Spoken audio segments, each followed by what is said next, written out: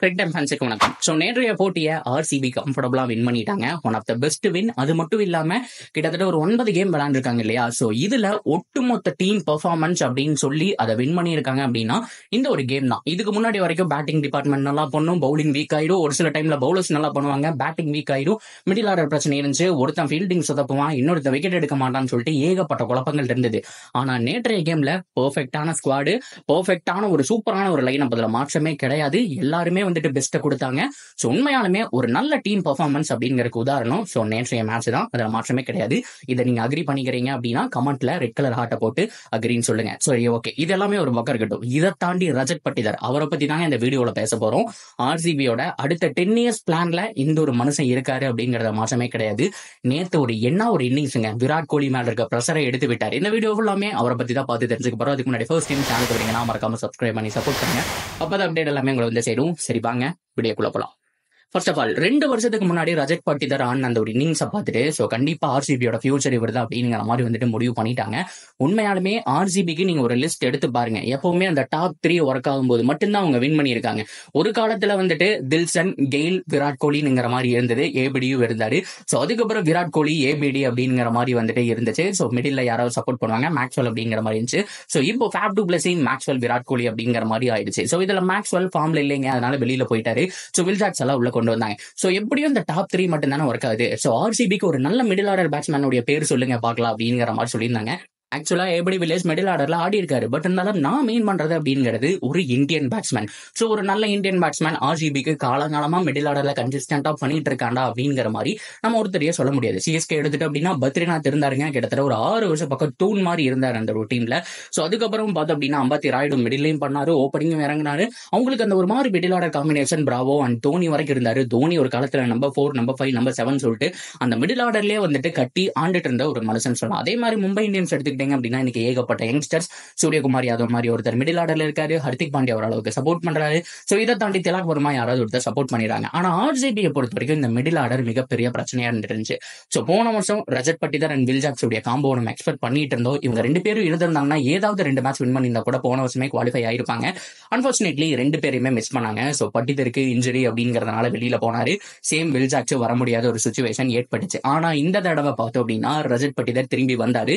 ஆனா 100% ஃபிட் இல்லைங்க. சில பேர் சொல்லலாம் இனிஷியல் மேட்சஸ்ல அவர் பெருசா ஆடலையே அப்படின்னு சொல்லிட்டு. அவர் 100% ஃபிட்டே கிடையாது. நல்லா பவர்ஃபுல் ரன்னிங் எல்லாம் அவரால் ஓடவே முடியாது. இப்போ ஓரளவுக்கு நல்லா புஷ் பண்ணிட்டு இருக்காரு.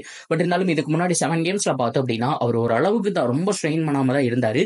இப்போ அவருடைய ஃபுல் ஃப்ளோவை நம்மளால பார்க்க முடியுது. இதுதான் ரியல் ரஜத் பட்டிதார். நேற்று எத்தனை பேர் நோட் பண்ணீங்கன்னு தெரியல. அவர் அடிச்ச ஷாட்ல கிட்டத்தட்ட 75% வந்து 85% பக்கம் பார்த்தோம் அப்படின்னா ஃபுல் அண்ட் ஃபுல் அவர் ஸ்டேட்ல ஃபோக்கஸ் பண்றாரு. உண்மையாலுமே பெஸ்ட் வே டு ஹிட் அப்படிங்கிற மாதிரி கிரிக்கெட்ல சொல்லணும் அப்படின்னா அது ஸ்டேட்ல ஆடுறது மட்டும்தான். ஸ்டேட்ல ஏகப்பட்ட பேர் நீங்க சொல்லி கேள்விப்பட்டிருப்பீங்க கிரிக்கெட் எக்ஸ்பர்ட்ஸ் எல்லாமே.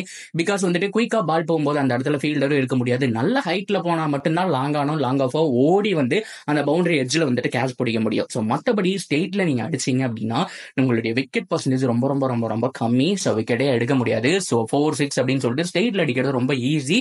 ஸோ அது மட்டும் இல்லாம ரொம்ப கம்ஃபர்டபுளும் கூட. நீங்க ஃபார்ம்ல இல்லாத சமயத்துல பெருசால இந்த புல் ஷாட்டு, ஸோ அது மட்டும் இல்லாம இந்த ஹூக் ஷாட்டு, ஸோ பின்னாடி தூக்கி அடிக்கிறது, ஸோ இந்த மாதிரி வந்து கவர் டிரைவ் வர்றது, இதெல்லாம் உங்களுக்கு தேவையே வேணாம். ஸ்டேட்ல தூக்கி நீங்க அடிச்சீங்கன்னா மட்டுமே போதும் அப்படிங்கிற மாதிரி தான் சொல்லிட்டு இருக்கும்போது ஸோ நேற்று ரஜத் பட்டிதார் அதை பண்ணி காமிச்சாருங்க. கிட்டத்தட்ட ஒரு 3-6 ஸ்டேட்ல பார்த்தோம். அப்புறம் லாங் ஆஃப் மேல ஒரு 2-6 பார்த்தோம், 5-6 பக்கம் அடிச்சாரு. அண்ட் பவுண்டரிஸும் பார்த்தோம் அப்படின்னா செம்மையா இருந்துச்சு. வந்தாரு, விராட் கோலி மேல இருக்க மிகப்பெரிய பிரஷரை எடுத்து விட்டாரு. பிகாஸ் விராட் கோலி அவர் செம்மையான ஒரு ஸ்ட்ரைக் ரேட்ல தான் ஆடிட்டு இருந்தாரு. 10 பாலுக்கு 23-24 பக்கம் வந்தாச்சு. பட் இருந்தாலும் விக்கெட் ஒரு பக்கம் லாஸ் ஆயிட்டு இருக்கு. இப்ப நம்ம என்ன பண்ணணும், ஹோல்டு பண்ணி தான் ஆடணும் இந்த கிரவுண்ட்ல அப்படிங்கறதுனால பொறுமையா சிங்கிள் ரொட்டேட் பண்றது இந்த மாதிரி பண்ணிட்டு இருந்தாரு. சோ வில் ஜாக்ஸ் அவுட் ஆன சமயத்திலையும் பார்த்தோம் அப்படின்னா அவங்க மேல பிரஷர் எடுக்கணும் அப்படிங்கிற ஒரு சுச்சுவேஷன்ல அவர் வந்தாரு. ஒரு 20 பால் பிடிச்சாரு, 50 ரன் அடிச்சு கொடுத்துட்டு போயிட்டே இருந்தாருங்க. சோ போன மேட்ச் நீங்க பாத்திருப்பீங்க, ஒரு ரன் வித்தியாசத்தில் தோத்ததுலயும் ரஜத் பட்டிதார் கான்ட்ரிபியூஷன் இருந்துச்சு. சோ ஒரு 3 மேட்ச் 4 மேட்சை பார்த்தோம் அப்படின்னா நல்லா இம்ப்ரூவ் பண்ணிருக்காரு. இதுதான் ரஜத் பட்டிதார். சோ வெங்கடேஷ் ஐயர் நிறைய பேருக்கு தெரியும். சோ இப்போ வந்துட்டு ஒரு சில டீம்ல ஆடிட்டு இருக்காரு இல்லையா, கேகேஆர் ஆடிட்டு இருக்காரு இல்லையா. சோ அவரை பொறுத்த வரைக்கும் சொல்லிட்டு இருந்தாங்க, நான் நிறைய பேட்ஸ்மேனை பார்த்திருக்கேன், ஆனா ரஜத் பட்டிதார் உண்மையாலுமே எக்ஸ்ட்ரானரி டேலண்ட் அப்படிங்கிற மாதிரி ஒரு இன்டர்வியூல சொல்லியிருப்பாரு. ஒரு இந்தியன் சேனல் தான். ஸோ அவங்க வந்துட்டு கேட்பாங்க, நிறைய பேர் இருக்காங்களே ருத்ராஜ் கைக்வாட், ஜெய்ஸ்வால்னு சொல்லிட்டு நிறைய பேர் இருக்கும்போது நீங்க மட்டும் ஏன் பர்டிகுலரா இந்த ரஜத் பட்டிதர் பத்தி பேசுறீங்கன்னு சொல்லும்போது, இல்ல அவரை வந்துட்டு நான் க்ளோஸ் வாட்ச் பண்ணியிருக்கேன். நானும் வந்துட்டு ஒரு பேட்ஸ்மேன் தான், என்ன நானே கூட பெருமையா பேசிக்கலாம். பட் இருந்தாலும் அவரை நான் க்ளோஸ் வாட்ச் பண்ணியிருக்கேன். அவர் ஆடக்கூடிய விதம் சூப்பரா இருக்கு. மிடில் ஆர்டருக்கு தகுதியான ஒரு பேட்ஸ்மேன். இப்ப இந்தியன் டீமை பொறுத்த வரைக்கும் நிறைய ஓபனர்ஸ் நம்மளால பார்க்க முடியுது. சஞ்சு சாம்சன், ஜெய்ஸ்வால் அண்ட் ருத்ராஜ் கைக்வாட், ரிங்கு சிங் பார்த்தோம் அப்படின்னா பினிஷிங் ரோல். ஸோ பெருசா அந்த மிடில் ஆர்டர்ல யாருமே இல்லைன்னும் போது ரஜத் பட்டிதர் மாதிரி ஒரு ஆளுக்கு வந்துட்டு சான்ஸ் கொடுத்து க்ரூம் பண்ணி கொடுத்தாங்க அப்படின்னா கண்டிப்பா இந்தியன் டீம் எங்கேயோ போயிருங்கிற மாதிரி வெங்கடேஷ் ஐயர் வந்துட்டு பெருமையா பேசியிருப்பாரு. ஸோ அந்த மாதிரி மோஸ்ட் அண்டர் ரேட்டட் டேலண்ட்டுங்க ரஜத் பட்டிதர் கிட்ட. ஸோ இன்னும் இந்த சீசன்ல 5 மேட்ச் பக்கம் இருக்கு. ஸோ டிராவி அடிக்காட்டியும் இவருக்கு அந்த வாய்ப்பு அப்படிங்கிறது கன்சிஸ்டன்டா கிடைக்குதுன்னா ஆர்சிபி ரீடைன் பண்ணுவாங்க. ஃபியூச்சர் கேப்டனா கிடைக்கூட சான்ஸ் அப்படிங்கிறது ஹைலி பாசிபிள்.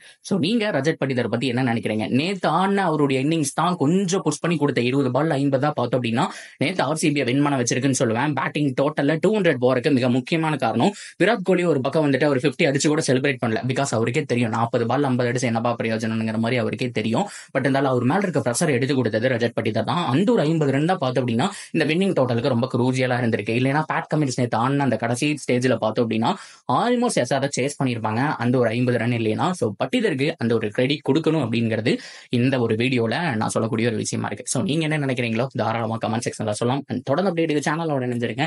மறக்காம சப்ஸ்கிரைப் பண்ணி சப்போர்ட் பண்ணுங்க.